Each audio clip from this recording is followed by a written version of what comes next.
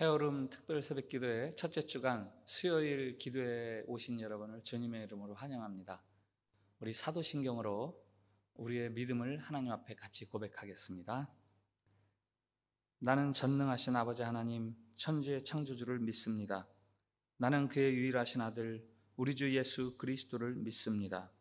그는 성령으로 잉태되어 동정녀 마리아에게서 나시고 본디오 빌라도에게 고난을 받아 십자가에 못 박혀 죽으시고 장사된 지 사흘 만에 죽은 자 가운데서 다시 살아나셨으며 하늘에 오르시어 전능하신 아버지 하나님 우편에 앉아 계시다가 거기로부터 살아있는 자와 죽은 자를 심판하러 오십니다.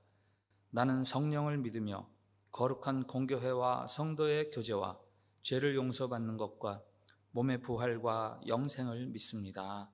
아멘. 찬송가 549장 내 주여 뜻대로 행하시옵소서 찬양을 같이 드리겠습니다. 내 주여 뜻대로 행하시옵소서 온 몸과 영혼을 다 주께 드리니 이 세상 고락간 주 인도하시고 날 주관하셔서 뜻대로 하소서. 내 주여 뜻대로 행하시옵소서. 큰 근심 중에도 낙심케 마소서. 주님도 때로는 울기도 하셨네. 날 주관하셔서 뜻대로 하소서. 내 주여 뜻대로 행하시옵소서. 내 모든 일들을 다 주께 맡기고 저 천성 향하여 고요히 가리니 살든지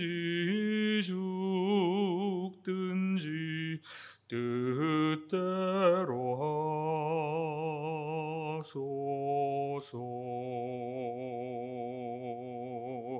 아멘.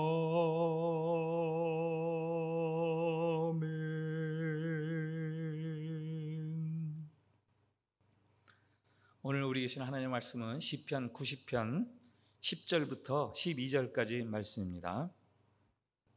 말씀 봉독할 때에 살아계신 우리 하나님의 음성으로 들으시기 바랍니다. 우리의 연수가 70이요 강건하면 80이라도 그 연수의 자랑은 수고와 슬픔뿐이요 신속히 가니 우리가 날아가나이다.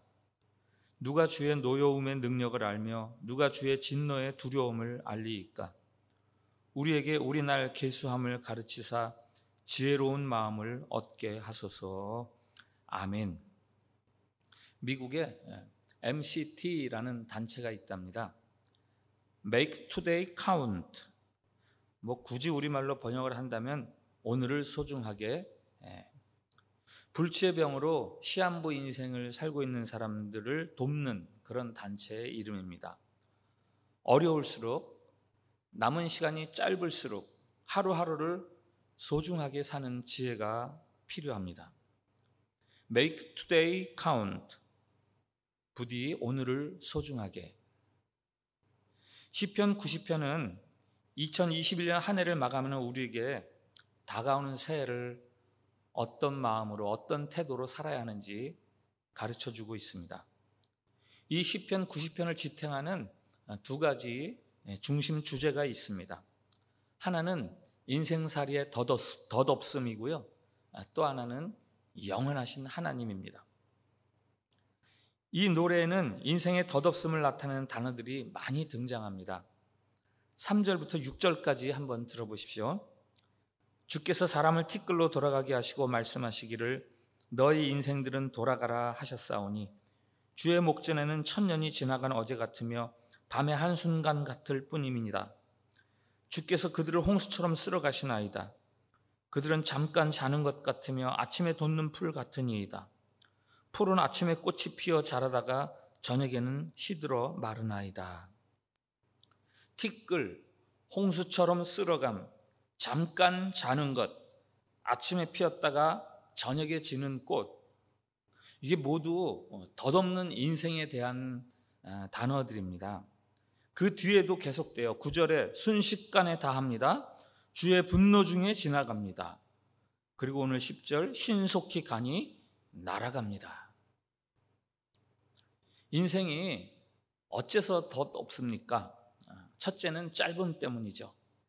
잠깐 자는 것 같다. 아침에 돋았다가 저녁에 배임당하는 꽃, 우리의 평생이 순식간에 다하였다. 그리고 인생의 덧없음이 두 번째 이유는 수고와 슬픔, 고통, 억압, 모자람. 오늘 10절에 우리의 연수가 70이요 강건하면 80이라도 그 연수의 자랑은 수고와 슬픔뿐이요 신속히 가니 우리가 날아가나이다. 수고와 슬픔뿐. 단순히 짧아서 덧없는 것이 아니라 길게 살면 뭐합니까? 너무 힘들고 너무 고된 삶이니까 인생이 덧없다고 말하는 거죠. 이렇게 덧없는 인생에 비해서 하나님은 어떤 하나님이신가? 영원하신 하나님. 1절과 2절을 들어보세요. 주여 주는 대대에 우리의 거처가 되셨나이다. 산이 생기기 전 땅과 세계도 주께서 조성하기 전 곧 영원부터 영원까지 주는 하나님이시니이다. 저 산이 우리보다 훨씬 전부터 있었는데 하나님은 저 산이 있기 훨씬 전부터 계셨던 분. 그래서 그 산을 지으신 하나님은 영원부터 영원까지 계신 그런 하나님이시고 그분 앞에서는 천년이라든 긴 시간도 그저 짧은 한순간에 불과할 뿐이다. 이렇게 말을 합니다. 덧없는 인생 그리고 영원하신 하나님, 이 두 가지 주제를 통해서 시인이 이제 가장 중요한 대목에 이릅니다. 그게 12절이죠. 우리에게 우리날 계수함을 가르치사 지혜로운 마음을 얻게 하소서. 우리가 우리의 날들을 제대로 좀 살아갈 수 있는 지혜를 얻기를 원합니다. 그러면서 이어지는 결론이 있습니다. 여호와여 돌아오소서 주의 종들을 불쌍히 여기소서 하면서 시작하는 13절부터 17절까지의 기도문입니다. 우리의 날들을 살 수 있는 지혜를 구하던 시인이 무엇을 합니까? 기도를 드립니다. 하나님께. 영원하신 하나님, 우리를 불쌍히 여기소서, 우리를 즐겁게 해주소서. 주의 일과 주의 아름다우심을 우리에게, 주의 영광을 우리 자손들에게 대대로 베풀어 주옵소서. 자, 이 시편 90편을 정리합니다. 빠르고 아주 버거운 인생살이를 통해서 덧없는 인생을 깨닫습니다. 땅을 지으시고 인생을 다스리시는 영원한 하나님에 대해서도 깨닫습니다. 그리고 그 하나님 앞에 기도를 드립니다. 그러니까 이 시편 90편은 우리에게 이런 메시지를 전해주는 거죠. 공허하고 덧없는 인생을 지혜롭게 사는 비결이 있습니다. 영원하신 하나님을 의지하고 그 하나님을 바라고 사는 것이죠. 그것이야말로 우리의 날들을 세면서 살아가는 가장 지혜로운 삶의 방식입니다.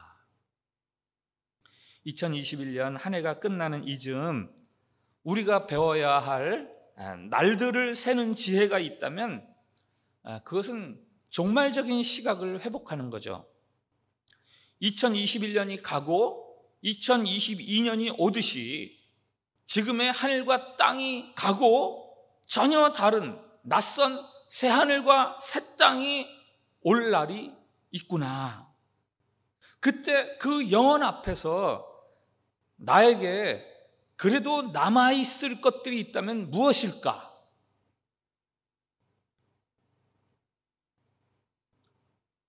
단 15분, just 15 minute 이라는 아주 짧은 연극이 있는데요. 20대의 청년에 대한 이야기입니다. 그가 박사과정을 마치고 논문을 씁니다. 논문을 냈습니다. 교수님들로부터 아주 훌륭한 논문이라고 칭찬을 듣고 이제 장래가 핑크빛으로 다 변하는 것 같습니다. 그런데 갑자기 가슴에 통증이 옵니다. 아픔을 참을 수가 없어서 병원에 가서 진단을 받았는데 폐암 말기입니다. 급히 입원을 했는데 시간이 속절없이 흘러서 이제 마지막 남은 시간은 15분. 병상에 누워있는 그에게 전보가 한 통 날아옵니다. 억만장자인 삼촌이 돌아가시면서 유산을 모두 당신에게 남겼습니다. 속히 오셔서 상속 절차를 밟으십시오. 그러나 그 전보가 그에게는 아무런 의미가 없습니다. 그리고 이제 또 10분밖에 남지 않았습니다. 또 한 통의 전보가 옵니다. 대학교에서 온 전보입니다. 우리 학교가 개교 이래 당신의 논문이 최우수 논문으로 선정되었습니다. 논문 시상식에 참석해 주십시오. 그토록 수고하고 애를 써서 얻은 열매이지만 죽음을 눈앞에 둔 지금 아무런 의미가 없습니다. 마지막 5분이 남습니다. 또 한 통의 전보가 옵니다. 입원하기 전에 자기가 청혼했던 한 여인에게서 온 전보입니다. 오랫동안 기다렸던 소식, 당신의 청혼을 허락합니다. 결혼을 승낙하는 전보입니다. 그러나 그것도 의미가 없습니다. 그 세 통의 전보를 손에 쥔 채 그는 결국 마지막 숨을 거두게 됩니다. 여러분, 여러분과 함께 끝까지 남을 것, 영원히 남을 것은 과연 무엇일까요? 돈이요? 지식이요? 아름다움이요? 지금은 그것들이 그렇게 소중하게 여겨질지 몰라도 다 사라집니다. 그것들이 아무런 힘이 되어주지 못하는 그런 순간이 반드시 누구에게나 옵니다. 그러나 그 순간에도 유일하게 남는 것이 있습니다. 내가 어떻게 살았는가 하는 삶 자체, 그게 삶의 태도, 그게 남는 거죠. 하나도 잊혀지지 않고 통째로 묶여서 영원하신 하나님 앞에서 내 이름표를 새긴 이름표와 함께 영원히 남겨집니다. 분명한 것은 그 순간에 우리는 우리가 살아온 삶에 대해서 고스란히 스스로 책임을 져야 합니다. 그 책임은 여러분의 통장에 찍힌 마지막 숫자로 책임질 수 있는 게 아닙니다. 사는 동안에 어디까지 높이 올라갔는가 하는 사회적인 높이도 물론 아니죠. 살아있는 동안 어떻게 살았느냐 하는 삶의 태도, 삶의 방식, 그것에 대한 질문과 대답, 그것만이 영원히 남게 됩니다. 그 영원히 남는 삶의 방법, 삶의 태도 중에 하나가 바로 믿음이죠. 믿음. 하나님을 의지하면서 살아가는 것, 매일매일 매사에 하나님을 인정하고 살아가는 삶의 방식. 오늘 시편 90편의 결론이 바로 그겁니다. 덧없는 것 같은 시간 속에서도 하나님께 기도드리는 삶, 그 삶이 영원하신 하나님 앞에서 보여드릴 우리의 유일한 대답이 되는 거죠. 혹시 긴 어려움 중에 계십니까? 여러분 명심하세요. 비록 고통과 결핍, 곤고함 가운데서도 하나님을 의지하고 바라는 믿음으로 산다면 그 믿음의 삶이 여러분의 것으로 남게 됩니다. 영원히 남습니다. 성공이냐 실패냐 풍요냐 결핍이냐 그것들은 영원히 남는 것이 아닙니다. 오늘 시편 90편을 천천히 한번 묵상해 보십시오. 마지막 13절부터 17절의 그 하나님을 향한 기도, 그 기도는 무엇을 의미합니까? 아침에 주의 인자하심이 우리를 만족케 하사 우리를 일생 동안 즐겁고 기쁘게 하소서. 우리가 공고했던 날수만큼 그렇게 해주소서. 우리 자손에게까지 그렇게 해주소서. 하루를 맞는 아침, 삶은 고달프지만 이미 주님의 인자하심으로 인한 그 기쁨과 소망으로 인한 즐거움을 경험하고 있습니다. 덧없는 인생 가운데서도 영혼을 꿈꾸고 바라고 더 나아가 영혼에 맞닿아서 살아갑니다. 무엇이 그렇게 만듭니까? 기도. 하나님을 신뢰하고 갈망하는 믿음의 자세, 삶의 자세. 그게 우리를 그렇게 만들어 갑니다. 뒤집어서 말하면 덧없는 인생 속에서 꿈이 있는 자로 영적 비전을 가진 비저너리로 살아갈 수 있는 구체적인 길이 있는데 그것은 곧 기도라는 말입니다.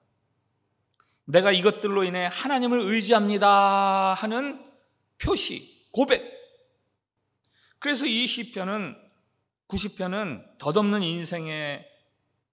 인생들이 남길 수 있는 가장 중요한 것, 그것은 바로 기도다. 이 시편 90편의 표제가 있어요. 하나님의 사람 모세의 기도, 모세의 찬양, 노래 이런 게 아니고요. 모세의 기도를 강조하는 게 바로 시편 90편이죠. 새해에는 더욱 기도하십시오. 기도는 우리의 삶이 영원에 남겨지는 방법입니다. 영성가들은 그렇게 이야기해요. 우리가 하나님 앞에 드리는 기도는 우리가 기도를 끝냈어도, 기도의 자리를 떠났어도 영혼 속에서 계속 하나님에게 부르짖는 소리가 된다. 그렇게 이야기하더라고요. 영혼에 잇닿는 삶이 기도에 있습니다. 우리의 기도가 꼭 구한 대로 응답이 되면 좋겠지만 비록 그렇지 않다 해도 하나님을 향해서 눈을 들고 하나님을 향해서 손을 벌리고 사는 사람, 적어도 그들은 땅의 덧없음에 묶여서 사라지는 인생을 살아가는 사람들은 아니라는 거예요. 아주 어렵고 힘든 역경 중에도 남이 이해하지 못할 정도로 평안함을 잃지 않고 감사하면서 그 평정심을 유지하는 사람들을 가끔 보지 않습니까? 그 사람들의 공통점이 있어요. 간절하게 그리고 끈질기게 기도하는 사람들입니다. 응답은 아직 없지요. 그래도 기도하는 것, 그것 때문에 그 어려움 속에서도 극복하고 견뎌가면서 소망과 평정을 잃지 않는 거죠. 새해를 앞두고 해오름 특별 새벽기도를 드리는 중입니다. 이 특별 새벽기도 세 가지 의미를 둡니다. 새해에는 이런저런 우리의 바람과 필요들이 있는데 이 기도를 통해서 꼭 이루어졌으면 좋겠다 해서 드리는 특별 기도회입니다. 하나님은 우리가 구하면 응답하신다고 약속하신 분이시니까. 그러나 두 번째는 꼭 그렇게 응답되지 않는다 하더라도 그 응답과는 상관없이 이 새해 시작과 더불어서 내가 살게 될 한 해를 품고 기도할 때 이 다음에 하나님 앞에 서서 영혼 앞에 서서 2022년 그 해를 맞이할 때 제가 기도하며 지냈습니다. 하나님께 제 신앙을 고백하며 살았습니다. 라는 그런 증거가 남을 수 있는 기도회입니다. 그 거리를 만들기 위한 기도회죠. 그 마지막으로 우리가 하나님 앞에 기도드릴 때 힘들게 살아온 2021년, 덧없이 지나간 2021년의 그 절망과 그 덧없음을 벗어버리고 똑같은 환경 속에서도 힘있게 꿈을 지닌 자로 새롭게 시작할 수가 있게 됩니다. 에베소서 5장에 어리석은 자가 되지 말고 지혜로운 자가 되어서 세월을 아끼라라는 말씀이 있습니다. 성경이 말하는 어리석은 사람은 돈 계산할 줄 모르는 사람이 아닙니다. 시간을 계산할 줄 모르는 사람, 어리석은 사람이다 라고 말합니다. 나에게 얼마만큼의 시간이 남아있는지 계산하는 것이 이익이나 돈을 계산하는 것보다 훨씬 더 지혜롭습니다. 새해 어떤 소원을 가지고 시작하시렵니까? 2022년에는 돈 좀 벌어야지 하는 여러분, 네, 새해에는 꼭 부자 되십시오. 2022년에는 성공해야지 하는 소원이 있는 여러분, 네, 새해에는 꼭 성공하십시오. 그러나 여러분, 어떤 분이 이런 기도를 드리더라고요. 사랑하는 주님, 날마다 3가지를 구합니다. 날마다 주님을 더 분명히 보게 하시고, 주님을 더 귀히 사랑하게 하시고, 주님을 더 가까이 따라가게 하옵소서. 지나간 우리의 시간들이 이렇게 빨리 지나가는데도 2022년 새해를 그 안개처럼 사라질, 잠깐 왔다가 사라질 그것들에 대해서 여전히 땅의 것들에 고착되어 살려고 한다면 여러분은 2021년을 헛되게 살아가신 거예요. 정말 IQ가 낮은 사람들이에요. 2021년을 마감하는 지금 새해에는 우리의 날들, 곧 시간을 계수하는 지혜, 그것을 가지고 살아가시기를 축복합니다. 기도드리겠습니다. 하나님 아버지, 청실 홍실이 엮어지듯 어렵고 힘든 일과 기쁘고 영광된 일들이 뒤섞인 채 한 해가 지나갑니다. 새해도 그렇게 지나가게 될 줄 압니다. 이제 우리가 우리의 남은 날들을 계수하는 지혜를 배우게 하옵소서. 2022년을 영원을 위해서 살아가게 하옵소서. 먹고 입는 것에 묶여 덧없는 시간들이 되지 않게 하시고 하나님이 최종적으로 우리에게 물으실 질문에 대답할 수 있는 삶을 살아가게 하옵소서.